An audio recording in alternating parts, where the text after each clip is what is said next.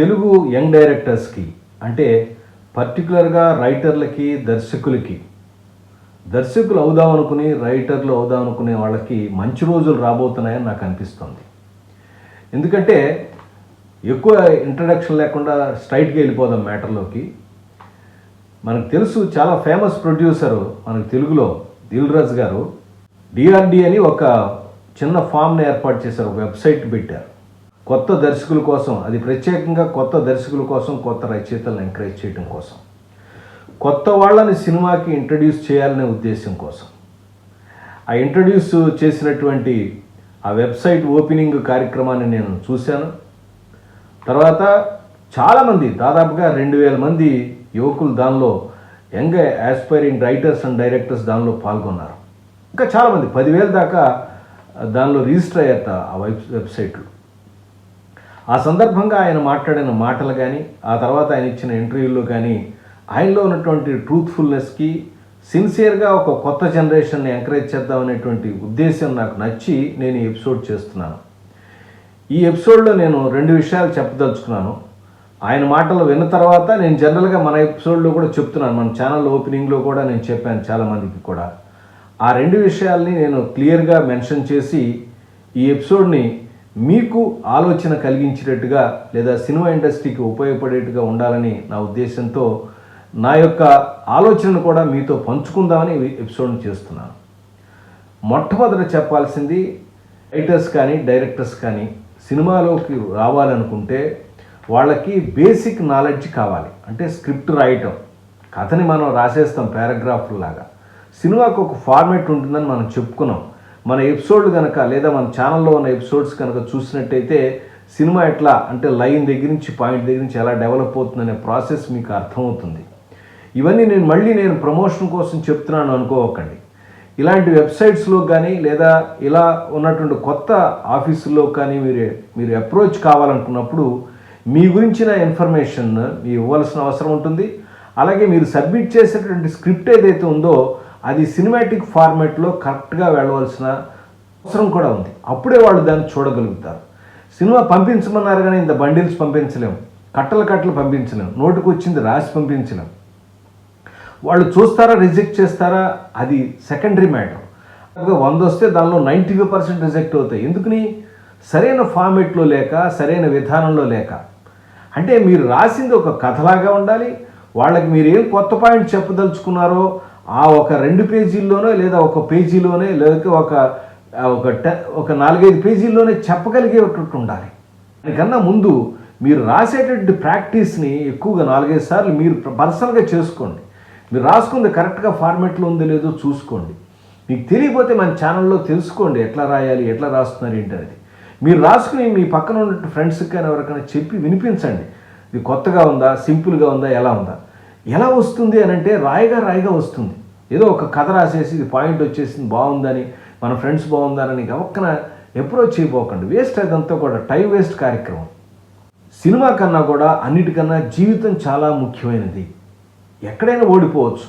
కెరీర్లో ఓడిపోతే మరో కెరీర్ ఎంచుకుని మళ్ళీ సక్సెస్ అవ్వచ్చు. కానీ జీవితంలో ఓడిపోతే మరొక జీవితం రాదు అనే విషయాన్ని తెలుసుకుని మనం ఎపిసోడ్ని ప్రారంభిద్దాం.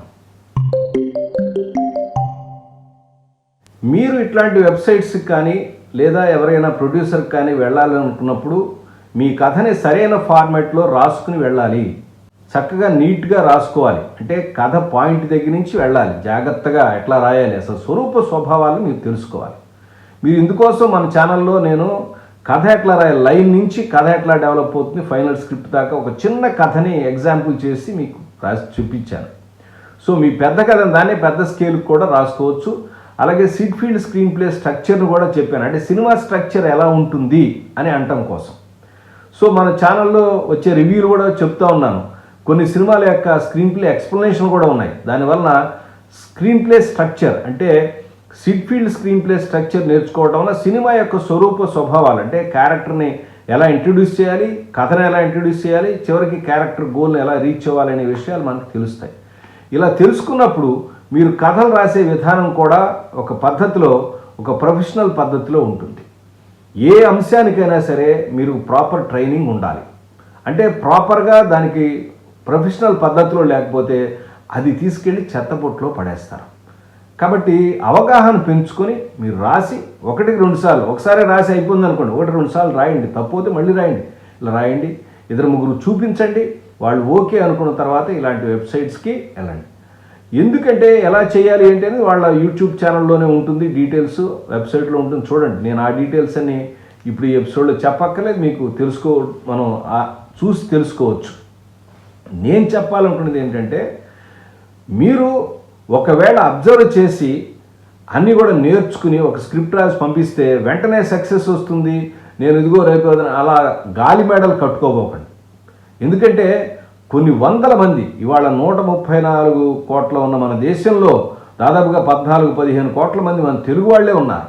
ఇంత కాంపిటీషన్లో, ఇన్ని వేలల్లో జస్ట్ ఇలా వెబ్సైట్ ఓపెనింగ్ అంటే 10,000 మంది వచ్చారు, 2,000 మంది పిలిచారంటే మీరు ఆలోచించండి. 10,000 ఎక్కడ, 2,000 ఎక్కడ? ఆ 2,000లో ఎంతమంది పంపిస్తారు, ఎంతమంది తీసుకెళ్తారు? వాడు ఫస్ట్ ఓపెనింగ్ రోజు ఎంతో ఎన్ని లక్షల మంది పంపిస్తారు. ఇది ఈ కాంపిటీషన్ ఉంటుంది. ఈ కాంపిటీషన్ తట్టుకుని మీరు రావాలంటే ఎంత కష్టం అవుతుంది, ఇవన్నీ ఆలోచించి మీరు నిర్ణయం తీసుకోండి. ఒకవేళ పాజిటివ్, నేను రాదని నేను అంటలేదు, వెళ్ళొద్దని అంటలేదు, ఈ విషయాలు చెప్తలేదు, తప్పకుండా ప్రయత్నించండి, కానీ ప్రొఫెషనల్గా ప్రయత్నించండి. పంపించే ముందు మీ కథకి తగిన జాగ్రత్త మీరు తీసుకోండి. రిజిస్టర్ చేసుకున్న కథల్ని పంపించమని ఆయన క్లియర్గా చెప్తున్నాడు. ఏవి పడితే అవి పంపించేసేసి తర్వాత ఆయన చూడలేదు, ఈయన చూడలేదు అంటం వల్ల ఉపయోగం లేదు, ఒక నిందించడం వల్ల. ఇంతకుముందే చెప్పాను, కథా చౌర్యం ఇక్కడ బ్రహ్మాండంగా జరుగుతుందని. కాబట్టి ఇక్కడ ఒకళ్ళొకళ్ళు, ఇప్పుడు మన స్టూడెంట్ కూడా ఒక ఆయన చెప్పాడు, ఆయన ఒక సినిమా తీశాడు ఇంతకుముందు, హీరో హైదరాబాద్ అనే ఒక సినిమా లాగా. దాని అలాగే సినిమా బండి అని సేమ్ కాన్సెప్ట్తో వచ్చింది. నేను ఏం చేయాలి గురువు గారు అన్నాడు ఆయన. మన స్టూడెంట్ ఏం చేస్తాం, ఇట్లా ఉంటాయి పరిస్థితులు. ఇక్కడ వచ్చిన తర్వాత ఎన్ని రకాల అంశాలైనా మనం తట్టుకుని నిలబడాలి. ఒక్క విషయం గుర్తుపెట్టుకోవాలి, ఏ పని మీద పని చేస్తుంటే ఆ పని మీద 24 అవర్స్ కాన్సన్ట్రేట్ చేసి చేయాలి. మీరు ఒక్కటి మాత్రం గుర్తుపెట్టుకోండి, ఇది మిగతా ఉద్యోగాలు లాంటి ఉద్యోగం మాత్రం కాదు సినిమా ఇండస్ట్రీ అనేది. మీరు ఒక 8 అవర్స్, 10 అవర్స్, 12 అవర్స్ పనిచేసి మళ్ళీ ఇంటికి రావచ్చు, రెస్ట్ తీసుకోవచ్చు. ఇది అలా కాదు. ఇది 24 గంటలు 360 రోజులు సినిమా అయిపోయి, సినిమా రిలీజ్ అయిపోయేదాకా దాన్ని ఎలా సక్సెస్ చేయాలి, ఎలా మంచిగా తీసుకురావాలి స్క్రీన్ మీద, దర్శకుడు, రచయితల ఆలోచనలు, ప్రొడ్యూసర్ల యొక్క ఆలోచనలు అలా తిరుగుతా 24 అవర్స్ ఉంటానే ఉంటాయి. ఎలా కాదండి, నేను ప్రొఫెషనల్ లాగా వచ్చి 9 to 6 జాబ్ లాగా చేద్దాం అనుకుంటున్నాను అనుకుంటే మాత్రం ఇక్కడ వర్కౌట్ కాదు. అలా చేయాలని ప్రయత్నించిన కొంతమంది కంపెనీలు కూడా చేయలేక మళ్ళీ మామూలు ఈ రూట్లోకి వచ్చేసిన వాళ్ళు నేను చూశాను కాబట్టి చెప్తున్నాను. అలాంటిది ఇక్కడ సాధ్యపడదు. కాబట్టి ఈ ఇండస్ట్రీలోకి వచ్చే వాళ్ళకి కాన్సన్ట్రేషను తర్వాత మీ యొక్క టైం కూడా 100% కాదు, 120-200% ఇక్కడ డిమాండ్ చేస్తుంది. అది తెలుసుకోవాలి. మిగతా ఇండస్ట్రీల్లో డిసిప్లిన్ అనేది 100% ఉంటే చాలు, ఇక్కడ అంతకన్నా ఎక్కువ డిసిప్లిన్ ఉండాలి. అక్కడ హార్డ్ వర్క్ ఉండాలి. ఇక్కడ చాలా హార్డ్ వర్క్ అనేది ఇంపార్టెంట్ అనే విషయం గుర్తుపెట్టుకుని ఈ ఇండస్ట్రీలో రావడానికి ప్రయత్నించండి. మీకు సినిమా గురించి అవగాహన అంటే మన ఛానల్లో ఎపిసోడ్స్ ఉన్నాయి, ప్రతి ఎపిసోడ్ చూడండి. ఒక్కొక్క డిపార్ట్మెంట్ గురించి అవగాహన పెంచుకోండి. స్క్రిప్ట్ ఎలా రాయాలో అవగాహన పెంచుకోండి. పాయింట్ దగ్గర నుంచి, అంటే లైన్ దగ్గర నుంచి స్క్రిప్ట్ ఎలా రాస్తారు, డైలాగ్స్ ఎలా ఉంటాయి, లెఫ్ట్ రైట్ ఎట్లా రాస్తారు, స్క్రీన్ ప్లే అంటే ఏంటి, ఇవన్నీ కూడా డీటెయిల్గా చాలా బేసిక్ స్ట్రక్చర్లో చెప్పాను నేను. అలాగే సిడ్ఫీల్డ్ స్క్రీన్ ప్లే స్ట్రక్చర్ను కూడా ఒక 6-7 ఎపిసోడ్ దాకా చెప్పాను. ఒక 3-4 సినిమాలని అనలైజ్ చేసి సినిమా యొక్క స్క్రీన్ ప్లే, దాని యొక్క స్ట్రక్చర్ని అనలైజ్ చేస్తూ, సినిమాని ఎగ్జాంపుల్ చేస్తూ కూడా చెప్పాను. ఇవన్నీ అవగాహన చేసుకుని మీ ప్రయత్నం మీరు చేసి ఒక కథ రాసి 2-3 వినిపించి బాగుంది అన్న తర్వాత ఇలాంటి ప్రయత్నాలకు వెళ్ళండి. దయచేసి ఇది ఒక్కటే జీవితం అనుకోబోకండి. సినిమా అవకాశం వస్తే ఒకటే, ఇదే లైఫ్ ఆర్ డెత్, మనం పని చేయాలని అనుకోండి. అంతేగాని సినిమా కోసమే జీవితం నేను దారపోస్తాను అనుకోకండి. సినిమా అనేది అన్ని కెరియర్లో పాటుగా ఇది కూడా ఒక వృత్తి అంతే. ఇది కాకపోతే మరొక జీవితం కూడా ఉండాలి. మీరే కాదు, నేను కూడా అలాగే చేశాను, అందరూ అలాగే చేయండి. ఇప్పుడు ఇదివరకులాగా మనం వెళ్ళిపోయి అక్కడ ఉండిపోయి లైఫ్ని చేయక్కర్లా. ఇప్పుడు చాలా అవకాశాలు మనకు ఉన్నాయి. మనకిప్పుడు 4K 8K తీసే కెమెరానే మన చేతిలో ఉంది. మనకి చాట్ జీపీటీ లాంటి రకరకాల బాట్స్ మన చేతుల్లో ఉన్నాయి, అద్భుతమైన. మీకు ఏదైనా ఇన్ఫర్మేషన్ కావాలంటే 5 నిమిషాలు చిటికలో ఇచ్చే ఇన్ఫర్మేషన్స్ ఉన్నాయి. మీరు సినిమాలో సక్సెస్ కాకపోతే వేరే రంగంలో మీకున్న టాలెంట్ని బట్టి వేరే రంగంలో సోషల్ మీడియాలో సక్సెస్ అవ్వడానికి బోలెడు అవకాశాలు ఉన్నాయి. మీ టాలెంట్కి ఆకాశమే హద్దుగా ఉంది. కాబట్టి సినిమా ఒక్కటే అనుకోకండి, సినిమా కూడా అది ఈ అవకాశాలన్నింటిలో ఒక పైమెట్టు. దాన్ని ఎక్కటం మీ యొక్క గోల్ అని అనుకోండి, ప్రయత్నించండి. అంతేగాని అదొక్కటే మాత్రం లైఫ్లో తీవ్రమైన నిర్ణయాలకు మాత్రం వెళ్ళొద్దు. చాలామంది ఎందుకంటే డిప్రెషన్కి వెళ్తూ ఉంటారు, ఒక ప్రయత్నం చేస్తారు.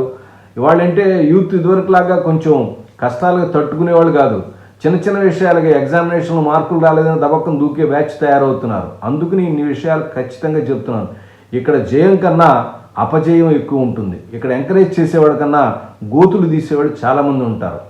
ఇక్కడ చాలామంది మంచి చెప్పేవాళ్ళ కన్నా మిమ్మల్ని తీసుకెళ్ళి మిమ్మల్ని ఏమార్చి మిమ్మల్ని తమ అవసరాలకు వాడుకునేవాళ్ళు ఇక్కడ చాలామంది ఉంటారు. ఈ విషయాలు గుర్తుపెట్టుకుని ఇండస్ట్రీలోకి రండి. సరైన ప్రయత్నం లేకుండా, సరైనటువంటి ప్రాపర్ ట్రైనింగ్ లేకుండా, ప్రాపర్ మీకు అవగాహన లేకుండా ఏదో ఒకటి చేసి డిప్రెషన్లోకి వెళ్ళి లైఫ్ని మాత్రం పాడు చేసుకోవద్దు. మీ జీవితాన్ని, మీకు ఒక లైఫ్ని ఏర్పాటు చేసుకోండి. మీ గురించి మీ అమ్మా నాన్న ఉన్నారు, పెళ్ళైతే భార్య భర్త పిల్లలు ఉన్నారు, మీకు కుటుంబం ఉంది, దాన్ని కూడా చూసుకోవాలి. Life is most important than any other thing. కెరియర్లు 100 వస్తాయి, కానీ లైఫ్ మాత్రం ఒక్కటే.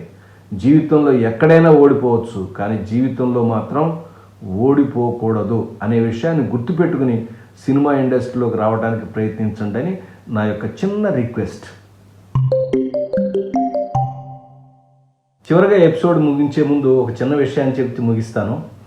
ఇంత చిన్న విషయానికి ఇంత సీరియస్గా మాట్లాడుతున్నాడండి సార్, మేము వెబ్సైట్ ఉంటుంది, ఓపెన్ చేసేస్తాం, అయిపోతుంది, ఏం దానిలో అని చెప్పి అనుకుంటున్నారేమో.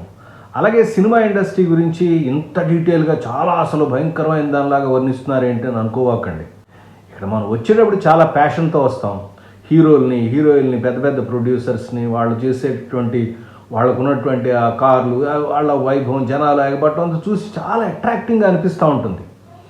వాళ్ళ వెనక వాళ్ళ కష్టపడే కష్టం అనేది వాళ్ళతో దగ్గరగా చాలా ఏళ్ళ నుంచి తిరుగుతున్నాను, చూస్తున్నాను కాబట్టి, అవి వాస్తవాలను కళ్ళతో చూస్తున్నాను కాబట్టి తెలుస్తుంది. మీరు కూడా ఇవాళ సోషల్ మీడియాలో చూస్తున్నారు, రకరకాల ఇన్ఫర్మేషన్ వింటున్నారు. ఇన్ని కోట్లు పోయినాయి, అన్ని కోట్లు పోయినాయి, 200 కోట్లు పెడితే 11 రోజుల్లో 10 కోట్లు కలెక్షన్ వచ్చింది, కోట్లు పోయినాయి, ఇవన్నీ వింటున్నారు. ఈ కోట్లు వేసుకు తిరిగే వాళ్ళ యొక్క వెనకాల ఇన్ని కోట్ల చరిత్ర ఉంది. ఇది ఎన్నిసార్లు చెప్తే మాత్రమేంది? జనాలు వస్తూనే ఉన్నారు, మోసపోతూనే ఉన్నారు. జనాలు వస్తున్నారు, లైఫ్ పోగొట్టుకుంటూనే ఉన్నారు. ఇప్పటికి కూడా సినిమా ఇండస్ట్రీలో ఇంకా జరుగుతూనే ఉన్నాయి. ఒక చిన్న సినిమా తీసి దాన్ని రిలీజ్ చేయాలంటే ఎంత కష్టమో, దానికి ఎంత ఖర్చు ఉంటుందో, ఎంతమంది మనుషులు ఎన్ని రకాలుగా ప్రవర్తిస్తారో ఇవన్నీ తీసిన వాడికి అర్థమవుతుంది. చిన్న సినిమా ప్రొడ్యూస్ చేసి ఇంటికి వెళ్ళిపోయినటువంటి ప్రొడ్యూసర్ని ఎవరైనా మీకు తెలిసిన వాడు మీ ఊళ్ళో కానీ దగ్గరలో ఉంటే కదిలించండి. మీకు ఏం చెప్తాడు? సినిమా ఇండస్ట్రీ వద్దు బాబు, ఏదైనా పొండి అని చెప్పి అంటుంటారు. సో ఇవన్నీ వాస్తవాలు మీకు తెలివి కాబట్టి దీని ప్రిపరేషన్ వచ్చినప్పుడు తగ జాగ్రత్తగా ఉండాలి. అందుకని చాలా ఇవాళ స్ట్రాటజిక్గా పోవాల్సిన అవసరం ఉంది. ఇదివరకు యుద్ధం అంటే కత్తిపెట్టి ఇలా చేయొచ్చు, కానీ ఇవాళ కాదు, మారిపోయింది. అలాగే లైఫ్ కూడా మారిపోయింది. వాళ్ళ స్ట్రాటజిక్గా వెళ్ళకపోతే, అంటే మనం ఆలోచించుకుని ఇదొక లైఫ్, అదొక లైఫ్, మనం లైఫ్ జాగ్రత్తగా చూసుకోవాలి, ఫ్యామిలీ జాగ్రత్త చూసుకోవాలి, ముందు మనం సేఫ్ సైడ్గా ఉండాలి అని ఆలోచించుకోకుండా ముందుకెళ్తే మాత్రం నష్టపోయేది మనమే. అందుకోసమనే ఇన్ని విషయాలు, తెలిసిన విషయాలైనా సరే, చాలా సింపుల్ విషయమైనా సరే, ఒక వెబ్సైట్ ఓపెన్ అయితే ఇంతసేపు 10 నిమిషాలు మాకు సుత్తేస్తారు అనుకోబోకండి. వాస్తవాలు తెలుసుకోకపోతే చాలా ఇబ్బంది పడతారు. మన ఛానల్ ఉండి కూడా ఇన్ఫర్మేషన్ చెప్పలేదని అంటే, వాళ్ళు చెప్పలేదా అంటే, ఒకళ్ళు చెప్తే సరిపోయిందా? ఒకళ్ళు చెప్తే వినే మనస్తత్వం ఉందా మనకి? లేదా చెవులకి అందరికీ ఎక్కుతాయా? నేను ఎపిసోడ్ పెడితే ఒక 100-150 మందికి వెళ్తుంది, ఇంకా ఎంతమందికి వెళ్తుంది? ఎవరికి తెలియగా అందరూ తెలుసుకుని మంచిగా వస్తారనే ఉద్దేశంతో చెప్తాను. దయచేసి అర్థం చేసుకోండి. మీకు నచ్చితే, నేను చెప్పిన మ్యాటర్ మీకు వాస్తవం అనిపిస్తే 10 మందికి షేర్ చేయండి, ఛానల్ని ప్రమోట్ చేయండి. మరొక అంశంతో, అంటే సినిమా ఇండస్ట్రీకి ఉన్న ప్రాబ్లమ్స్ ఏంటి అనే విషయంతో నెక్స్ట్ ఎపిసోడ్లో కలుస్తాను. అప్పటిదాకా నమస్కారం.